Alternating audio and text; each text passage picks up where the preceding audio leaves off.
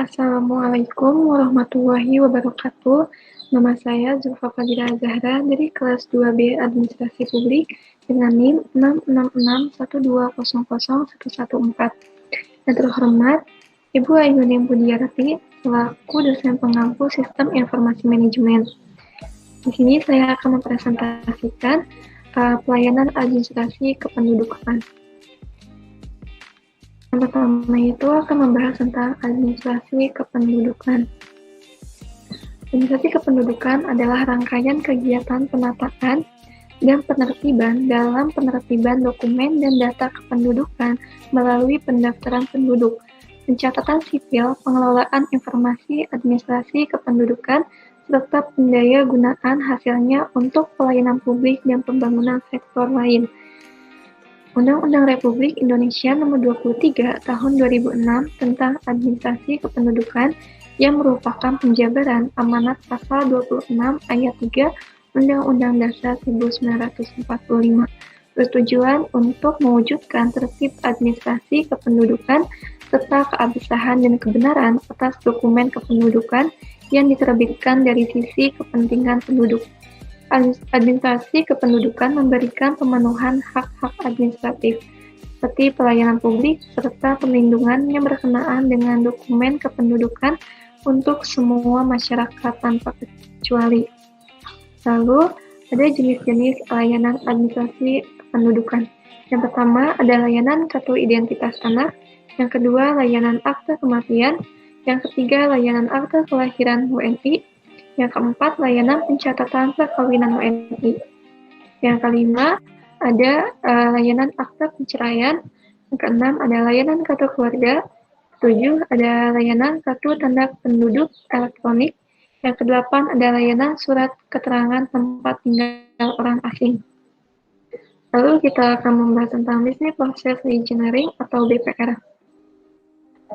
Di mana layanan administrasi kependudukan ini memudahkan masyarakat agar tetap bisa mengurus kartu tanda penduduk atau KTP, kartu keluarga, dan dokumen penting lainnya secara online hanya lewat aplikasi GISA atau Gerakan Indonesia Sadar Administrasi Kependudukan. Pemerintah berharap dengan adanya aplikasi GISA ini, nantinya pelayanan masyarakat yang diperoleh dari Ditjen Dukcapil Kemendagri bisa terus berjalan dengan baik di tingkat nasional maupun daerah.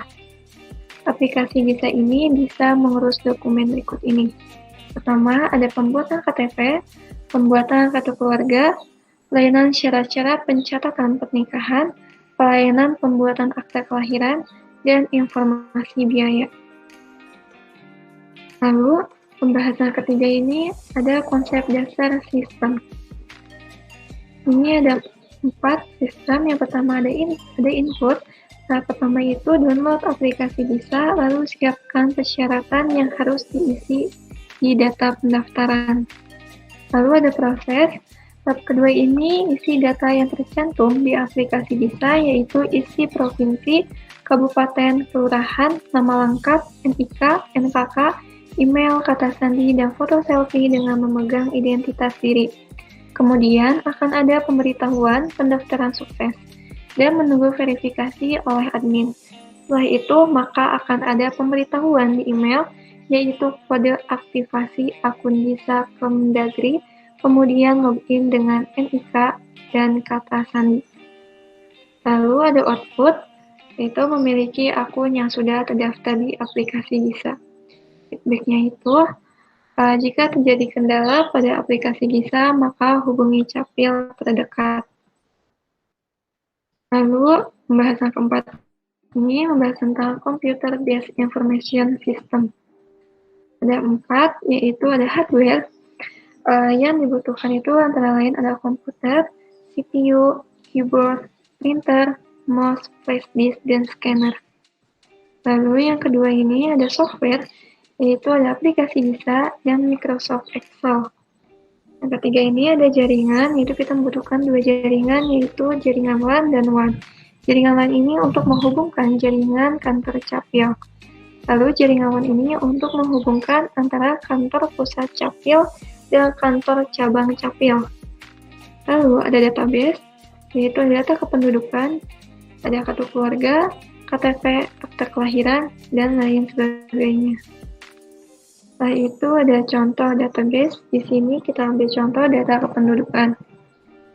Itu mencakup ada NIK, nama, tempat tinggal, tanggal lahir, jenis kelamin, golongan darah, alamat, RT, RW, desa atau kelurahan, dan kecamatan. Terima kasih, sekian dari saya. Kurang lebihnya mohon maaf. Wassalamualaikum warahmatullahi wabarakatuh.